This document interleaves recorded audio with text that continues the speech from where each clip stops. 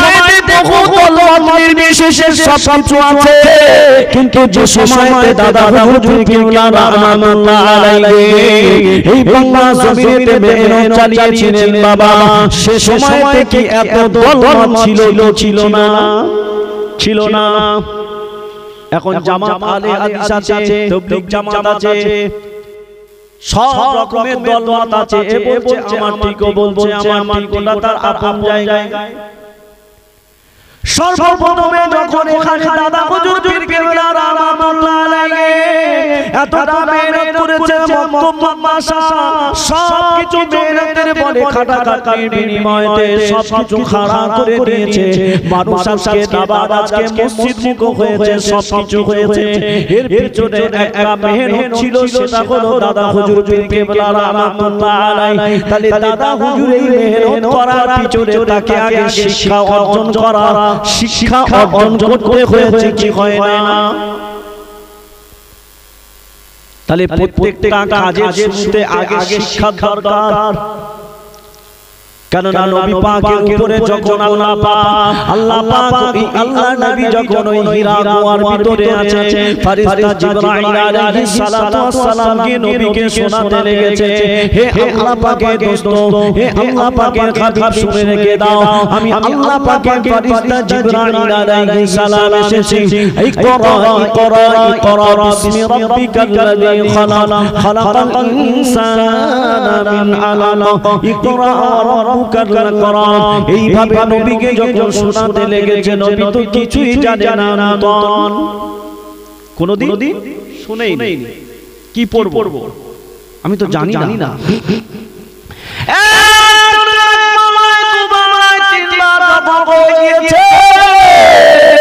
আল্লাহ নবী বলছে কি পড়বো বলে না, ফেরেশতা জিবরাইল আলাইহিস সালাম বলতে লেগেছেন, ইয়া রাসূলুল্লাহ ইয়া হাবিবাল্লাহ, আল্লাহ পাকের হুকুমে আপনি তেলাওয়াত করেন। ওই সময় ফেরেশতা জিবরাইল আল্লাহকে বলতে লেগেছে, আল্লাহ পাক আপনার হাবিব তো কিছুই পড়তে পারছে না। আল্লাহ পাক হুকুম জারি করে দিলেন, ফেরেশতা জিবরাইল যাও যাও যাও, আমার হাবিবের সিনার সঙ্গে সিনাটা লাগিয়ে দাও, ওই সিনার সঙ্গে একবার চাপ দিয়ে দাও। আমি আল্লাহ আমার হাবিবের সিনা মোবারকে আমি আল্লাহ পাক কোরআনের ইলম কোরআনের জ্ঞানটা আমি আল্লাহ পাক দিয়ে দেব। আরো জোরে বলুন সুবহানাল্লাহ। সেই জন্য সর্বপ্রথমে কি দরকার? শিক্ষা। কোন বিষয়ে জানা বোঝার দরকার। যদি আপনি চাষ করবেন, এদিকে তো মহেশপুরে বহু চাষ হয় কি হয় না, সব তো চাষী মানুষ। তাহলে যদি আপনি চাষ সম্পর্কে যদি না জানেন, তাহলে আপনার চাষে কিছু মানে চাষে লাভবান হওয়া সম্ভব হবে না। হবে কি? চারা মরে যাবে, পোকা লেগে যাবে, শেষ হয়ে যাবে। বেগুন চাষ করেছে, পোকা লেগে শেষ হয়ে যাবে। কিন্তু আপনাকে আগে জানতে হবে এর প্রসেসটা কি আছে, এর কিভাবে একে ব্যবহার করলে আমি লাভবান হব। কেন আমি লাভবান হওয়ার জন্য এত মেহনত, সারা দিন মাঠে পড়ে আছে রোদের উপরে। ও আমাকে নবী পাকের উম্মত উম্মতিরা, সেই জন্য আমার আপনার নবী হাবিবুল্লাহ জনাব মুহাম্মদ রাসূলুল্লাহ সাল্লাল্লাহু আলাইহি ওয়াসাল্লাম, আল্লাহ নবী সারা পৃথিবীর মানুষকে শিক্ষার জন্য সচেতন করে দিয়েছে। তাহলে শিক্ষার জন্য যদি সচেতন হওয়া লাগে, আজকে যে কবরস্থানের পাশে আমরা দাঁড়িয়েছি, এখানে বসেছি বাবা, কবরস্থানে যদি দাঁড়াই, এই কবরস্থানে কি আমি ছেলে হই কিংবা নাতি হই পোতা হই, আমাকে সর্বপ্রথম আগে ওযু করে এখানে দাঁড়িয়ে আমাকে সূরা ফাতিহা, ইখলাস, দরুদ শরীফ পড়া লাগবে। সেই জন্য গ্রামে পাড়ায় দেখতে পাওয়া যাবে, সেই জন্য পাড়ায় মক্তবগুলো খারাপ হয়েছে।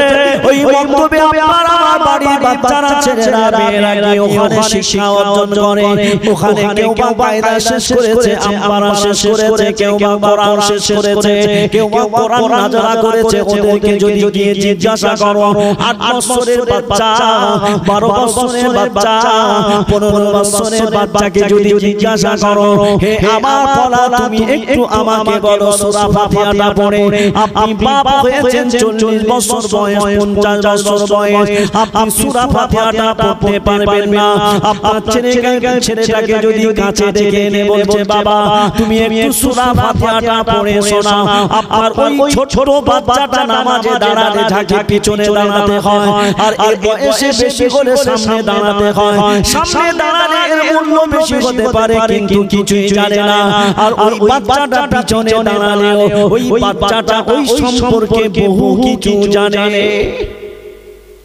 আমার কথা ভুল হচ্ছে বলে আমার কথা আলোচনা ভুল হচ্ছে কি আপনার বাস্তবের সঙ্গে আপনি মিলিয়ে নেন বাস্তবের সঙ্গে মিলিয়ে নেন আপনার ওই বাচ্চাটাকে ডাকেন দেখবেন সূরা ফাতিহা গড়গড় করে দিল কত সুন্দর সহিহ শুদ্ধভাবে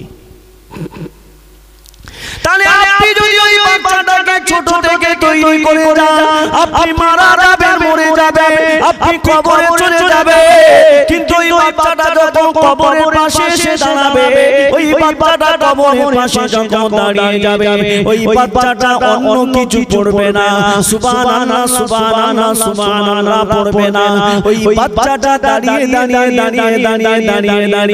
ওই বাচ্চাটা সুন্দর মতো করে সূরা ফাতিহাটা ইখলাসটা পড়ে আপনার জন্য একটু সবরসানি মাহফিলে খাদিয়া এই সবরসানি মাহফিলে কিছু অংশ দেবে নতচ আপনার বাচ্চার ভিতরে যদি শিক্ষা না থাকে ডাক্তার হয়েছে মাস্টার হয়েছে ঠিকই কথা কিন্তু তিনি শিক্ষা কথা না থাকার কারণে ওই বাচ্চাটা ওই জায়গায় দাঁড়িয়ে ঠিকমতো কিছু পড়তে পারে না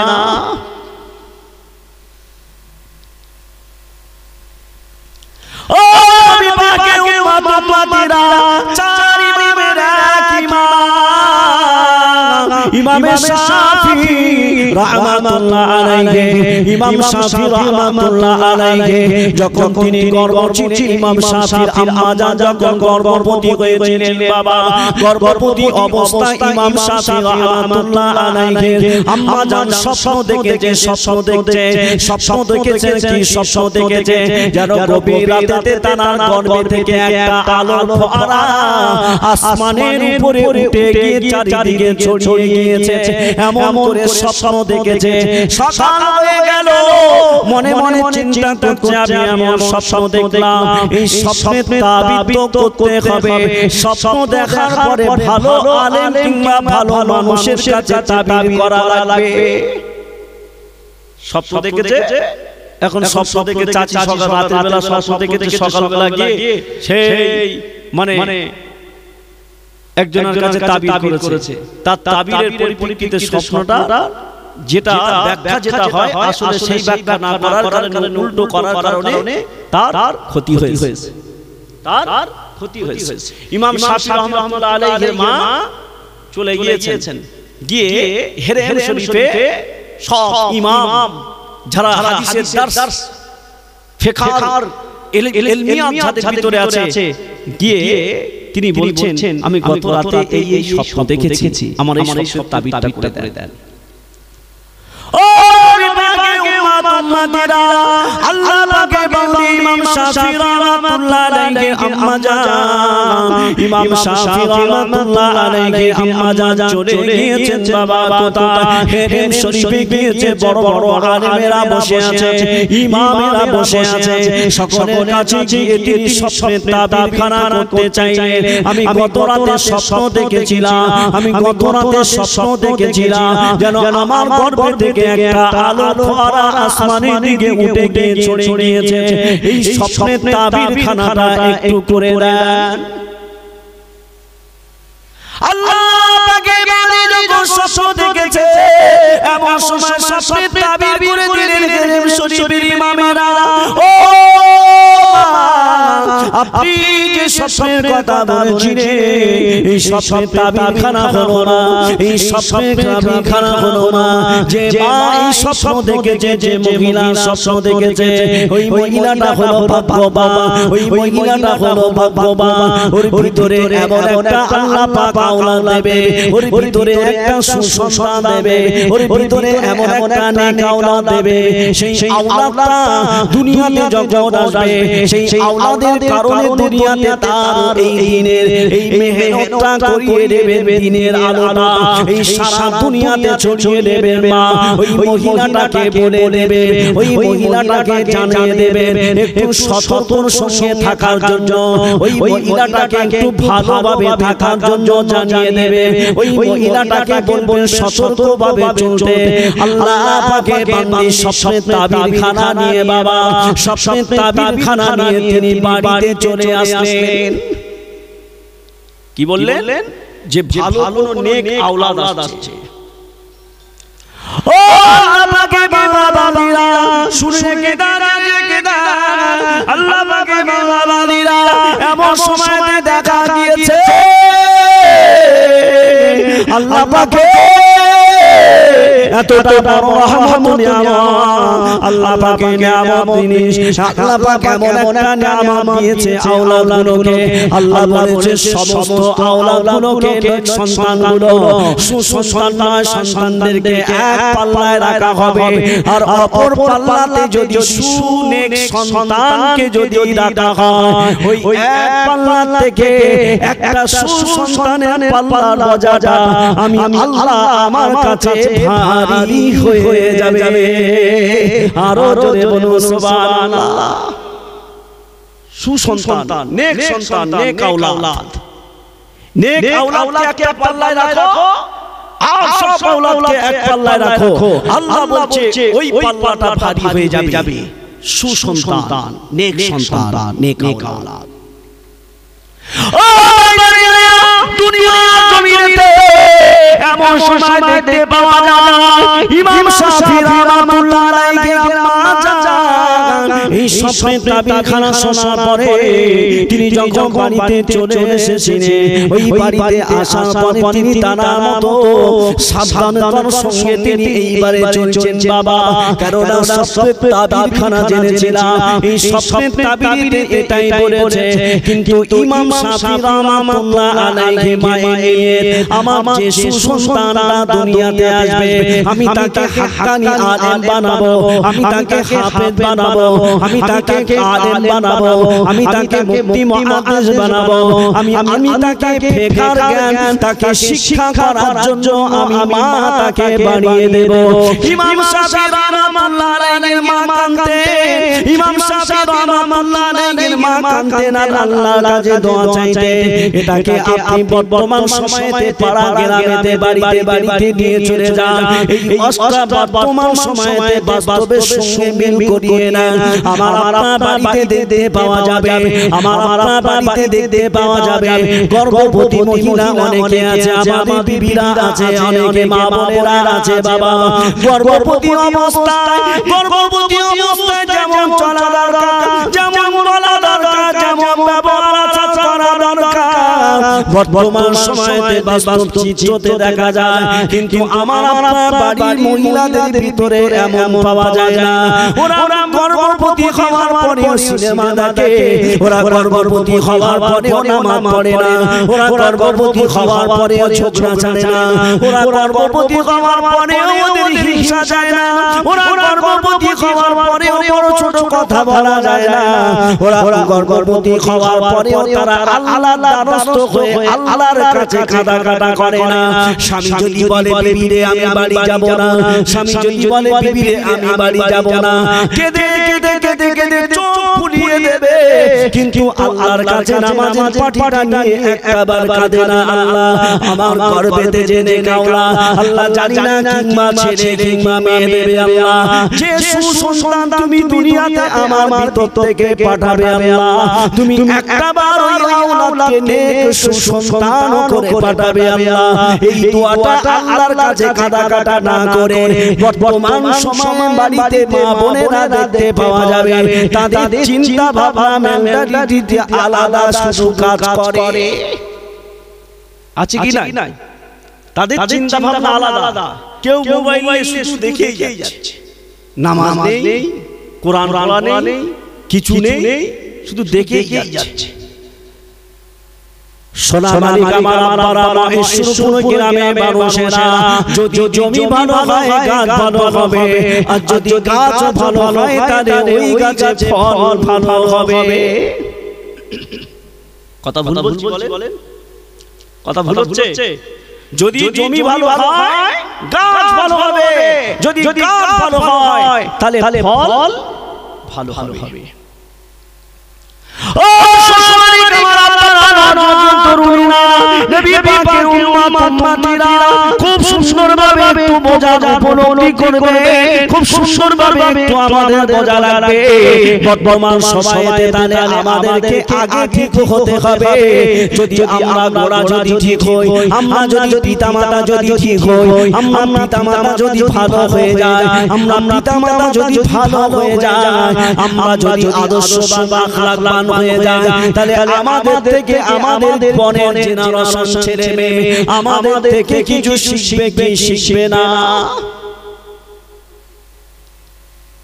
যতই আপনি শোনেন, যত যা কিছু শোনেন না কেন, যদি আপনি নিজে পরিবর্তন না হন, আপনি আপনার পরের জেনারেশনকে আপনি ঠিক করতে পারবেন না।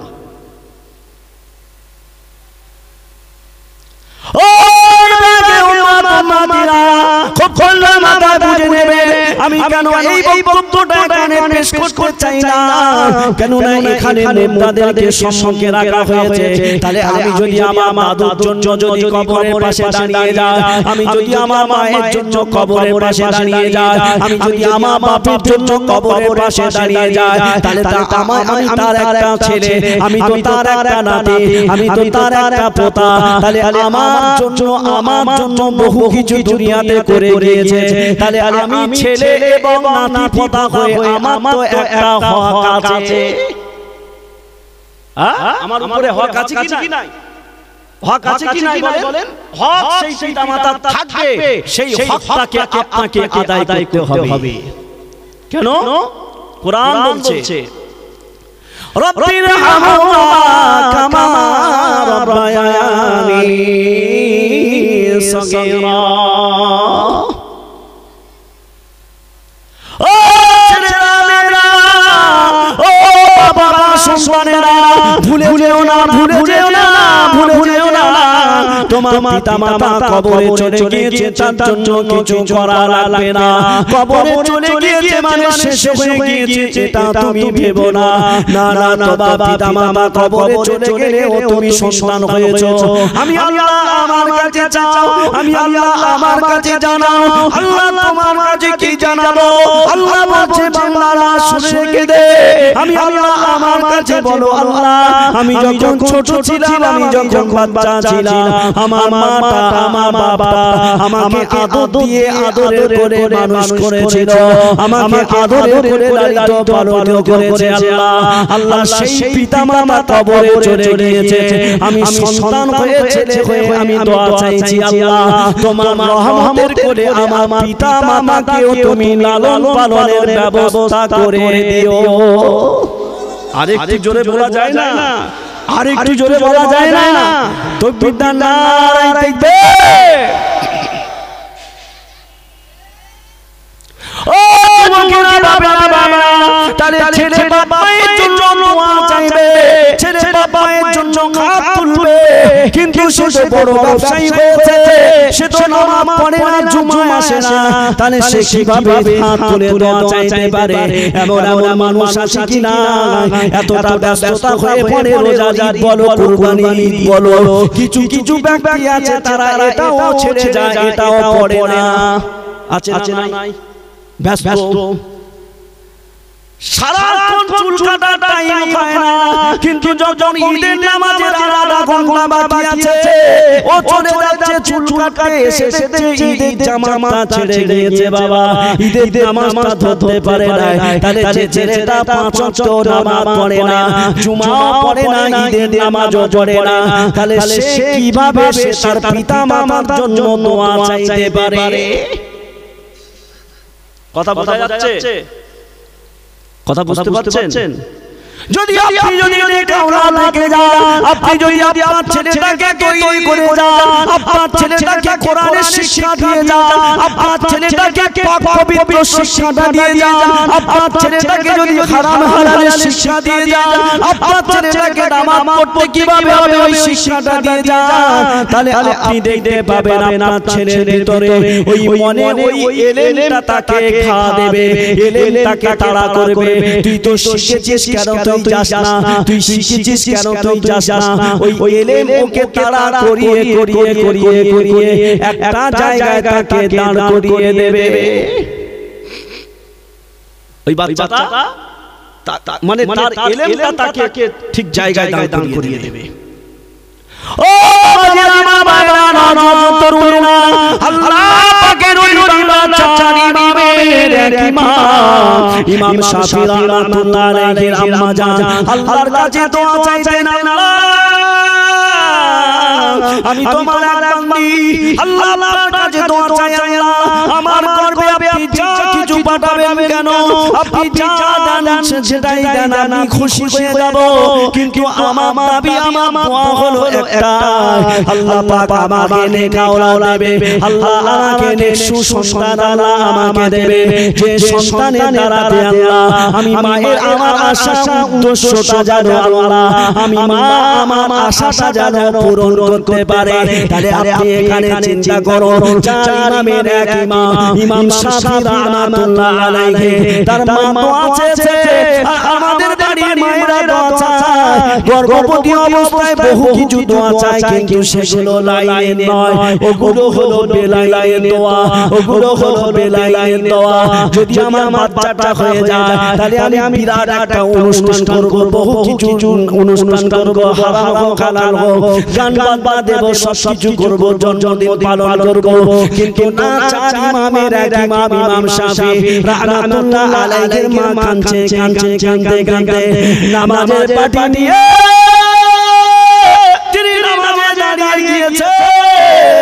নামাজ শেষ হয়ে গিয়ে আল্লাহর কাছে কাঁদা কাঁদা কাঁদা কাঁদা করতে করতে এমন সময় দেখতে পাওয়া গিয়েছে প্রসব বেদনার যারা যন্ত্রণা শুরু হয়ে গিয়েছে, এমন সময় দেখতে পাওয়া গেল আল্লাহ পাকের বান্দি, আল্লাহ পাকের বান্দির গর্ভে থেকে ইমাম শাফি রাহমাতুল্লাহ আলাইহি, ইমাম শাফি রাহমাতুল্লাহ আলাইহি তিনি দুনিয়াতে চলে এসেছেন বাবা। ওই বাচ্চাটার 1 থেকে 10 বছর বয়সের ভিতরে 1 থেকে 30 পারা কোরআনের হাফেজ আল্লাহ পাক বানিয়ে দিয়েছে। আরো জোরে বলো সুবহানাল্লাহ।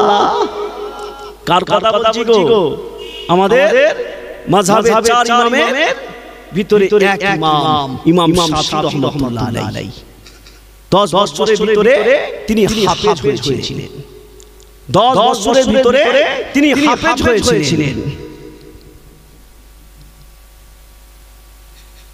ও বাবা বাবা, কিন্তু আল্লাহ পাক কোরআন পাকের ভিতরে বলে দিয়েছিলেন, ইয়া আইয়ুহাল্লাযীনা আমানু লা তাত্তাখিযুল ইয়াহুদা ওয়ান নাসারা আউলিয়া। আল্লাহ কোরআনের ভিতরে জানিয়ে দিয়েছে, হে ঈমানদার সম্প্রদায়েরা, হে ঈমানদারেরা, তোমরা ইহুদিদের সঙ্গে, তোমরা নাসারাদের সঙ্গে তোমরা ওঠা বসা করো না, তোমরা তাদের সঙ্গে বন্ধুত্ব লাভ করো না, তোমরা তাদের সঙ্গে বন্ধুত্ব স্থাপন করো না।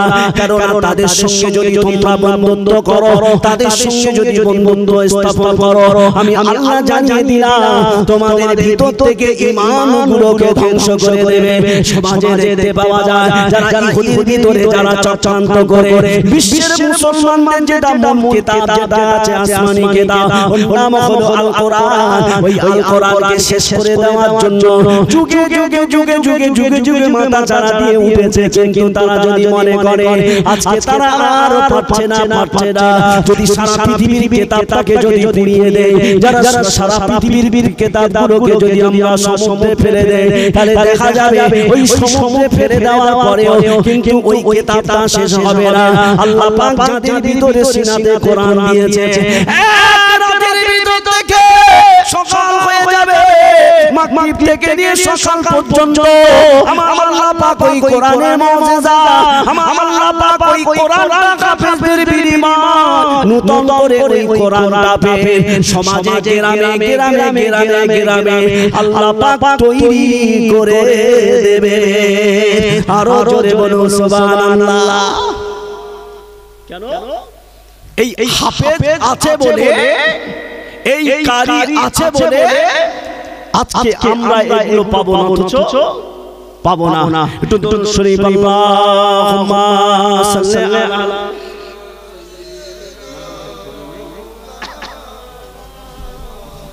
ওয়া আলা আলি সাইয়্যিদিনা। কত অসীম তুমি, কত মহান তুমি, কত অসীম তুমি, কত মহান তুমি, তোমার দয়া চলে বিশ্বভূমি। আকাশে বাতাসে তোমারি নাম, তোমারি নাম, তোমারি নাম। ওই পাখি কে যায় তোমারি গান, তোমারি গান, তোমারি গান। কত অসীম তুমি, কত মহান তুমি, তোমার দয়া চলে বিশ্বভূমি। আল্লাহুম্মা সাল্লি আলা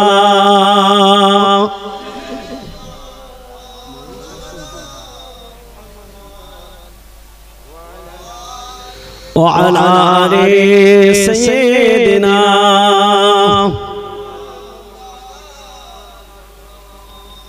ও বাগে বাবারা, তানে দুনিয়াতে আল্লাহ পাক চার ইমামের এক ইমাম শাফিঈ রাহমাতুল্লাহ আলাইহি 1 থেকে 10 বছরের ভিতরে হাফেজে কোরআন হয়ে গিয়েছে। তার ভিতরে ভিতরে ভিতরে ভিতরে এই জজবাটা তৈরি হয়ে গিয়েছে, না না আমি বাড়িতে থাকবো না, না না আমি বাড়িতে থাকবো না, আমি বাড়ি থেকে বেরিয়ে যাব, অন্যথায় কোনো জায়গায় চলে যাব। ওই জায়গা থেকে আমি ইলম শিক্ষা অর্জন করব, আমি হাফেজ হলাম, মাওলানা হব, কারি হব, আমি মুফাসসির হব, মুহাদ্দিস হব, আমি ফিকহের জ্ঞান অর্জন করব।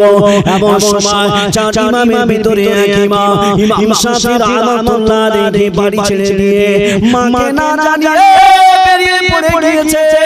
ইলম শিক্ষার জন্য তিনি চলে গিয়েছে। মায়ের থেকে সম্পর্কটা বিচ্ছেদ হয়ে গিয়েছে। চার ইমামের এক ইমাম যখন চলে গিয়েছে, বহুকাল কেটে যায়, মা খুঁজছে, না না আমার বাচ্চা তো না। আল্লাহর কাছে দোয়া চাইছে, আল্লাহ পাক, ও আল্লাহ পাক আমার বাচ্চাকে যেখানে রেখে দেন আল্লাহ, সে তো বেঁচে আছে, আপনার কাছে দোয়া চাই আল্লাহ, আপনার কাছে আমি সঁপে দিয়েছি আমার বাচ্চাকে, আল্লাহ আপনি বড় জগৎ বিখ্যাত আলেম বানিয়ে দেবেন। দেখো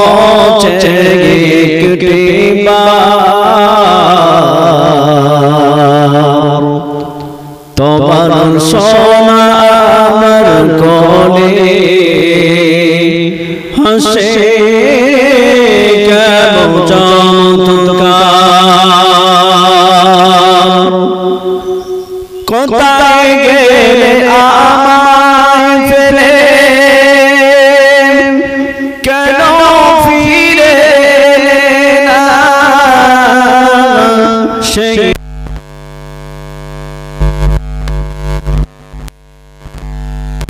তুমি আসবে না। আল্লাহুম্মা صل على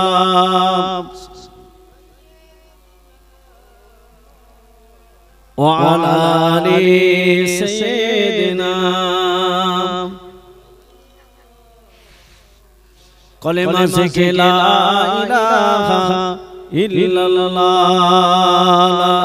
इलाहा इल्लल्लाह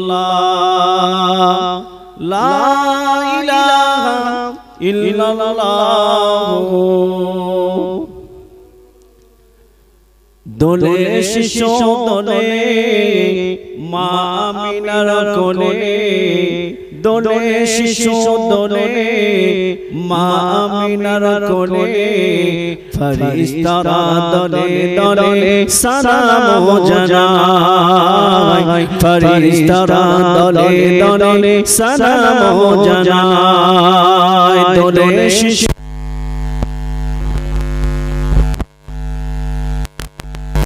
दले फरिश्तारा सलाम जानाय ला इलाहा ला इलाहा इल्लल्लाह मुहम्मदुर रसूलुल्लाह सल्लल्लाहु अलैहि वसल्लम अल्लाह पाक के दरबारे शुक्रिया ज्ञापन करी जे अल्लाह पाक लाइलातुल बराअतेर तो मास पेয়েছি শাবানুল মুআজ্জামা চাঁদ আর এই কবরস্থানের পাশে প্রত্যেক মাই মুরব্বিদের রুহে মাগফিরাতের দোয়া মাহফিলে আল্লাহ পাক আমাকে আপনাকে আনিয়েছেন বসিয়েছেন কিছু শুনবার কিছু বলবার তো তৌফিক দিয়েছেন সেই আল্লাহ পাকের দরবারে শুকরিয়া জ্ঞাপন করি সকলে বলি আলহামদুলিল্লাহ তার সাথে সাথে প্রিয় নবী মুহাম্মদ মুস্তাফা বিশ্বগুরু বিশ্ব নেতা ইমামুল মুরসালিন ইমামুল খুদা সাইয়্যিদুল কাওনাইন সাইয়্যিদুল শাফাঈন সেই নবী পাকের উপরে লক্ষ কোটি দরুদ ও সালাম সকলে বলি সাল্লাল্লাহু আলাইহি ওয়াসাল্লাম আল্লাহ পাক যে বড় রহমত করেছেন এই মাসটাকে আমাদের সম্মুখে পাঠিয়ে কেননা রাসূলুল্লাহ বলেছেন যখন তোমাদের কাছে লাইলাতুল বুরাত মিন শাবান নিসফি মিন রমাদান যখন মাহে রমজানের পূর্বেতে আমি আল্লাহ শাবানুল মুআজ্জামা চাঁদটাকে পাঠিয়ে দেব তোমরা ওই মাসে প্রত্যেকটা দিনকে তোমরা হিসাব করে গণনা করে রেখে দেবে রাসূলুল্লাহ সাল্লাল্লাহু আলাইহি ওয়াসাল্লাম করতেন আর সেই মাসে আল্লাহ পাক এমন একটা বারে জান্নাতের বাগানে বসিয়েছেন আচ্ছা বলুন যে মুরব্বিরা যারা কবরস্থানে আছে এই কবরস্থানে যে সমস্ত মুরব্বিরা আছে যখন ওদের জন্য দোয়া চাইবো দোয়া চাওয়ার আগে কিছু পড়তে হবে কি হবে না পড়তে হবে তো হবে যদি পড়তে হয় তাহলে আমাকে আগে সেই বিষয়ে জানতে হবে কি হবে না তাহলে যদি আমি আমার বাপের জন্য দোয়া চাইবো মায়ের জন্য দোয়া চাইবো তাহলে আমাকে পড়তে হবে কি সূরা ফাতিহা আমরা দরুদ শরীফ পড়তে হবে তাহলে এখন আমাকে সূরা ফাতিহা এবং সূরা ইখলাস আমাকে শিখতে হবে তলাবাল ইলমু ফরিদাতুন আলা কুল্লি মুসলিমিনা ওয়া মুসলিমাত প্রত্যেক নর নারীকে দ্বীনি ইলম শিক্ষা করা আল্লাহ পাক ফরজে আইন করেছেন শিক্ষা তোমাকে অর্জন করতে হবে শিক্ষার গুরুত্ব তোমাকে দিতেই হবে শিক্ষা হলো জাতির একটা মেরুদণ্ড যার ভিতরে শিক্ষা নেই তার ভিতরে কিছুই নেই